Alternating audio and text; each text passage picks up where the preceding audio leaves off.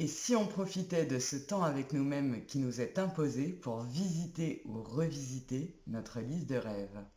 Bonjour les filles, j'espère que vous allez bien. Alors non, ce n'est pas parce que nous sommes à l'approche de Noël que je te parle de Dream List, mais plutôt pour t'aider à te réapproprier tes propres rêves. Est-ce que tu te souviens de quand nous étions enfants et que tout nous semblait possible? À quel moment avons-nous arrêté de rêver? Je sais pas toi, mais moi je vais y retourner. Eh bien, j'ai envie aujourd'hui de te redonner un petit peu de cette énergie incroyable que nous avions quand nous étions enfants.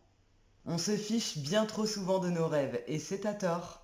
Que ce soit lorsque l'on dort ou qu'on est éveillé, le rêve est quelque chose qui nous déborde, qui va au-delà de nous. Un moment où tout est possible. Alors, si t'es d'accord avec moi, je te propose d'arrêter d'attendre que Kevin vienne mettre des paillettes dans ta vie ou encore que José vienne assurer les fondations de tes rêves. En gros, ce que je te propose, c'est de reprendre pleinement le pouvoir merveilleux de tes rêves. Il y a un moment de ça, déjà, j'avais entendu parler des tableaux de visualisation.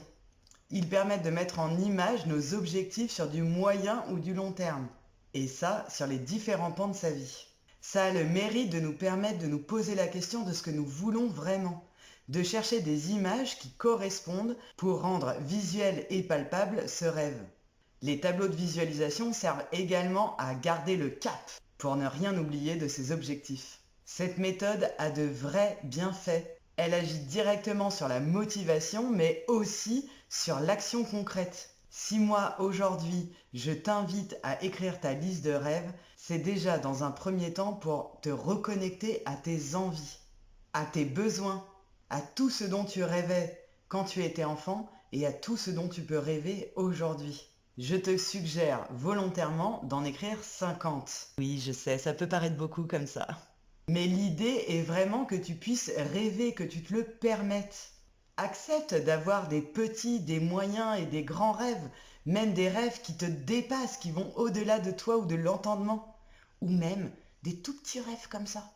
Je te suggère de reprendre chacun d'eux un par un, de noter ton niveau de motivation à la réalisation de ce rêve, puis choisissant un grand et deux petits par an, et ensuite il ne te reste plus qu'à détailler les sous-objectifs qui vont t'amener vers la réalisation de tes rêves.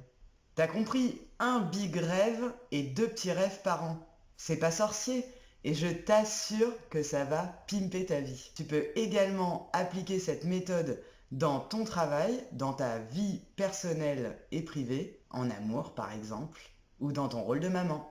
Bref, choisis des rêves de ci, de là, mais des choses qui te motivent. Si en plus ça peut répondre à tes valeurs, alors là ma poule, c'est kiff absolu. Et n'oublie pas que pour avoir une vie de réalisation, il faut se coucher avec des rêves et se lever avec des objectifs.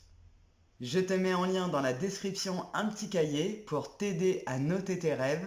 N'hésite pas à l'utiliser, je l'ai créé spécialement pour ça. Voilà les filles, cet épisode est terminé, j'espère qu'il vous aura plu et donné envie de rêver. N'hésitez pas à liker, commenter et partager cette vidéo si elle vous a plu et à faire du bruit en partageant autour de vous le concept de la happiness résistance. Parce qu'après tout, il n'y a pas de mal à se faire du bien. Salut les filles, à demain!